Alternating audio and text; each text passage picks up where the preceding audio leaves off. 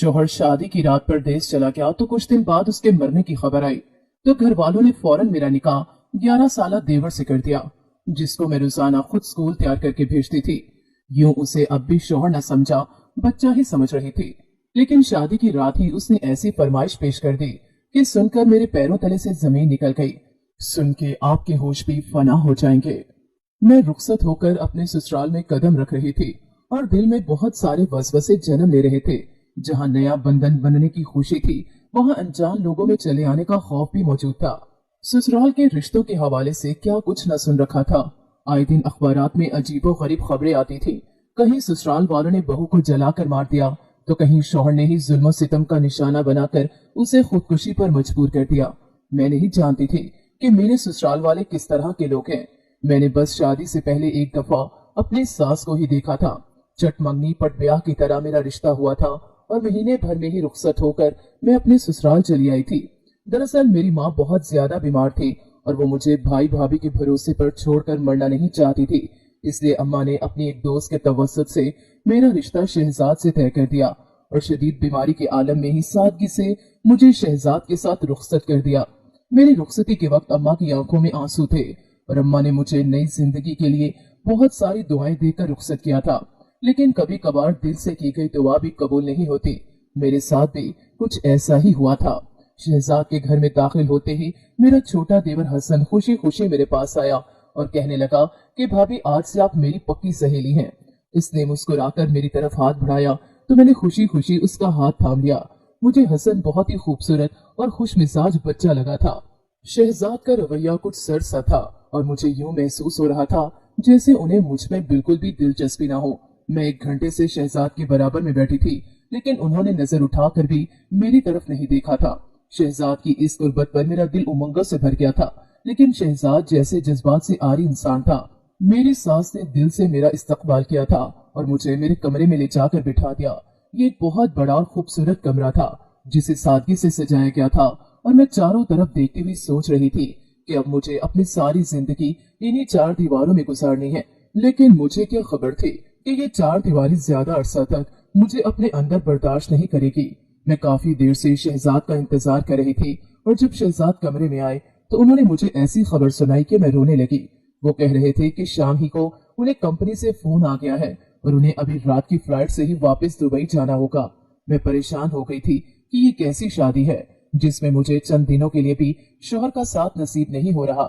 Shahzad Dubai में नौकरी करते थे और वो कुछ दिन की छुट्टी पर पाकिस्तान आए थे। जब ही उनकी माँ ने मेरी और उनकी शादी करवा दी और क्योंकि वो बाकायदा शादी के लिए छुट्टियां लेकर नहीं आए थे, इसीलिए कंपनी के फोन आने पर उन्हें मजबूरन वापस जाना था। चंद रस्मी जुमले अदा करने के बाद शहजाद ने अपना सामान समेटा और वो चले गए। मैं जिस तरह बिस्तर पर बैठी थी उसी तरह बैठी रह गई। ना कोई वादा, ना कोई कस्में और ना ही मोहब्बत भरी कुछ बातें। जिस शादी की रात को लेकर मैंने कई सपने अपनी आंखों में सजाए थे, वो टूटकर चकनाचूर हो गए थे और वो मुझे तही दामन छोड़कर निकल गए थे।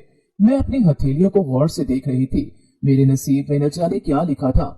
मैं अक्सर ही अपनी हथेलियों को गौर से देखा करती थी और उनमें उलझी लकीरों को समझने की कोशिश करती, लेकिन आज तक मैंने अपनी किस्मत को खोटी पाया था।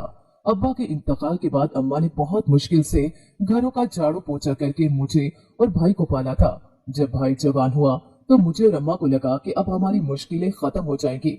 लेकिन एक दिन भाई अचानक भाभी का हाथ पकड़ के घर लाया और अम्मा को बताया कि उसने अपनी पसंद से शादी कर ली है। अम्मा को अपने इकलौते बेटे से बहुत मोहब्बत थी, इसीलिए अम्मा ने खुले दिल से भाई की मोहब्बत को कबूल कर लिया। लेकिन भाभी को मेरा और अम्मा का वजूद खटकने लगा। भाई जो भी पैसे कमाता वो भाभी की हथेली पर रख देता और वो मुझ पर और अम्मा पर गिन गिन के खर्च करती। भाई की शादी के बाद हमारे हालात पहले से ज्यादा खराब हो गए थे, क्योंकि अम्मा लोगों के घरों में काम करने के काबिल नहीं रही थी। सारी उम्र काम करने की वजह से बुढ़ापे में अम्मा की हड्डियों ने जवाब दे दिया था और वो मौसमों की ताब न लाते हुए बिस्तर पर पड़ जाती। भाभी चाहती थी कि अम्मा की जगह मैं लोगों के घरों में काम करना शुरू कर दूं, लेकिन अम्मा इस बात के लिए बिल्कुल खिलाफ थी। इसीलिए अम्मा ने मेरी शादी शहजाद से कर दी थी। ये शहजाद की नौकरी बहुत अच्छी थी और मुझे किसी चीज की कोई कमी नहीं होने वाली थी। लेकिन किस्मत की सितम जरीफी कि मुझे अपने शोहर का साथ ही नसीब न हुआ और शादी की पहली रात ही वो मुझे तन्हाई के अजाब में झोंक गया था। ऐसे में हसन की मौजूदगी मेरे लिए किसी ताजा हवा के झोंके की तरह थी। वो सारा दिन मेरे आगे पीछे घूमता फिरता और मेरा ख्याल रखता। मैंने अपनी अम्मा से शहजाद की कोई शिकायत न की थी और ना ही शहजाद के घर वालों को कुछ कहा था। शहजाद की माँ खुद भी उसके अचानक चले जाने पर परेशान थी और मुझसे माफी मांगा करती थी। मैंने शहजाद को सोचने की बजाय खुद को घर के कामों में मसरूफ कर लिया। मैं अपनी सास को कोई काम न करने देती और खुद सारे घर का कामकाज करती। हसन की सारी जिम्मेदारी भी मैंने अपने सर ले ली थी। मेरे लिए वो एक मासूम सा बच्चा था। मैं उसे खुद ही सुबह जल्दी उठकर स्कूल के लिए तैयार करवाती और स्कूल तक छोड़कर भी आती। हसन को मेरे साथ सुबह सुबह स्कूल जाना अच्छा लगता था। वो मेरा हाथ पकड़कर स्कूल जाता तो बहुत खुश होता। मेरे लिए तो इसके चेहरे की मुस्कुराहट ही बहुत अनमोल थी। वो मेरी जिंदगी में एक ऐसा वाहिद इंसान था जिससे मैं अपने दिल की हर बात कह दिया करती थी और वो भी मुझे सुनता था। कभी कभार मैं अपनी माँ से मिलने अपने घर जाती तो भाई भाभी का रवैया देखकर कुछ ही घंटों में लौट आती।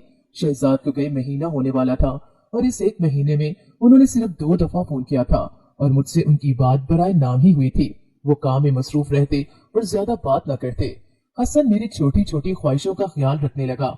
उसके होते हुए मुझे कोई परेशानी नहीं थी, लेकिन जब मैं थकी हारी रात को अपने कमरे में आती तो खुद ब खुद ही शहजाद का ख्याल मेरे दिल में चला आता।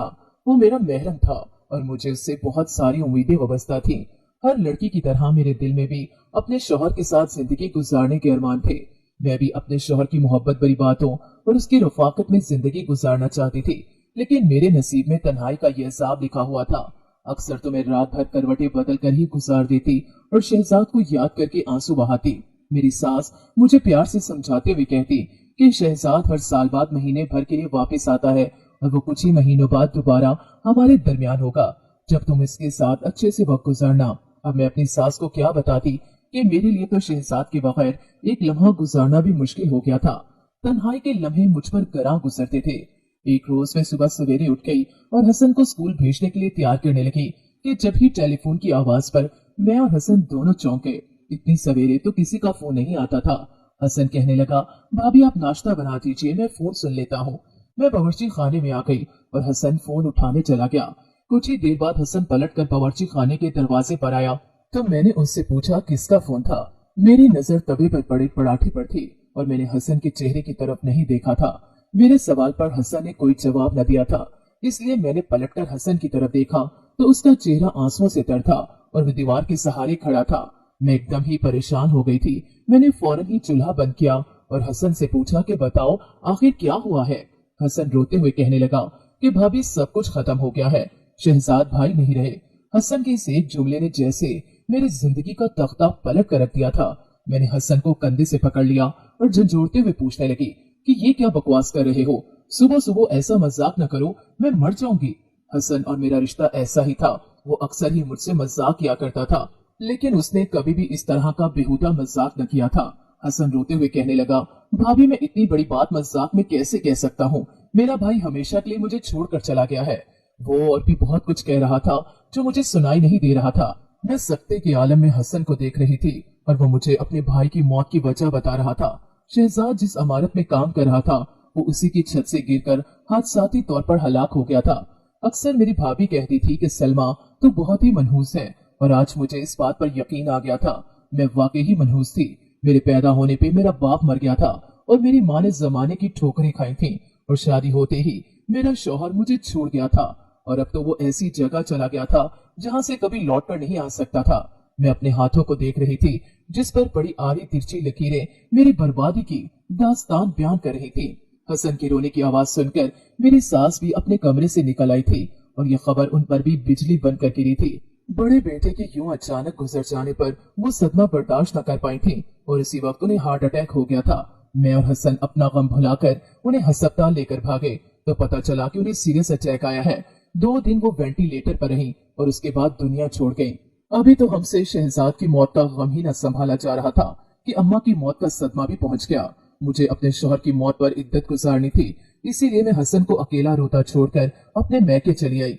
हसन की हालत बहुत ज्यादा खराब हो गई थी। वो 14 साल का बच्चा था और मुझे उसकी बहुत ज्यादा फिक्र थी, लेकिन मैं अब उस घर में अकेली हसन के साथ नहीं रह सकती थी। मैं पलटकर मैके के आई। मेरी भाभी को पतंगे लग गए। उन्हें तो पहले ही मेरा वजूद बर्दाश्त नहीं था और अब तो मैं बेवकी की चादर ओढ़कर वापस आई थी। भाभी का जहर भरा लहजा, तंजिया बातें और शहजाद की मौत का जिम्मेदार मेरी बदनसीबी को करार देना तो भाभी का रोज का काम बन गया। मेरी माँ जो पहले ही बिस्तर पर पड़ी हुई थी, मेरी बदनसीबी पर हर वक्त आंसू बहाने लगी थी। वो तो मेरी जिंदगी को मुश्किलों से निकालना चाहती थी, लेकिन किस्मत ने मुझे मजीद अंधेरे में धकेल दिया था। मैं बिस्तर पर लेटी थी। मेरी बात सुनकर भाभी को तो जैसे छू लग गया हो।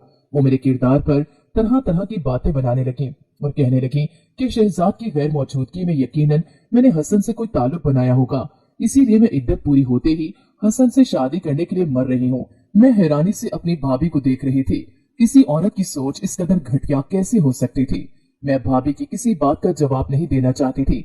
मैंने अपनी खाला सास को फोन मिलाया और हसन से शादी की हामी भर ली।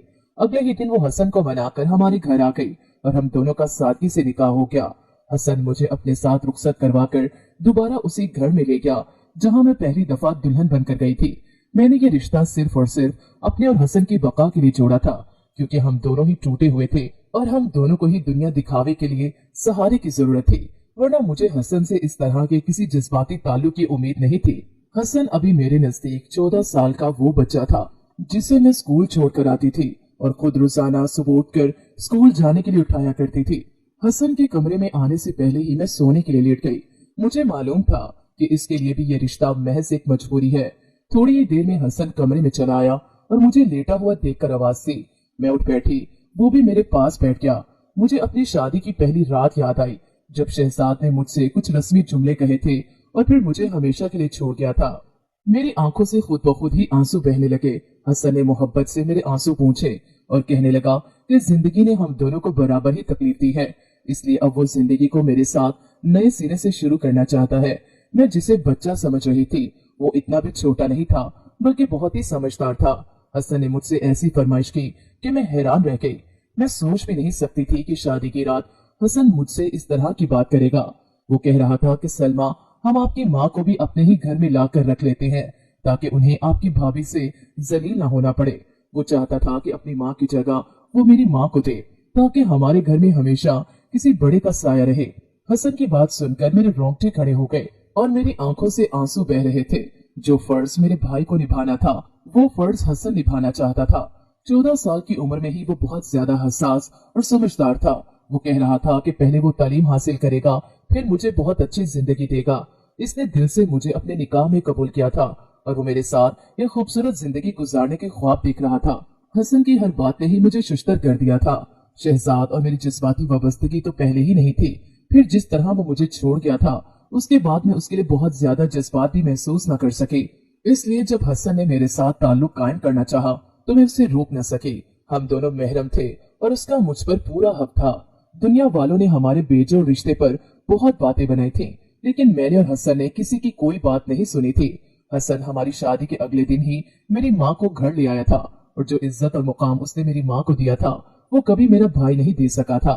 मेरा भाई और भाभी इस बात पर बहुत खुश थे कि उनकी हम दोनों से ही जान छूट गई, लेकिन कुछ अरसे बाद ही उन्हें इस बात का एहसास हो गया था कि जो कुछ उन्होंने किया है वो बहुत ही गलत है।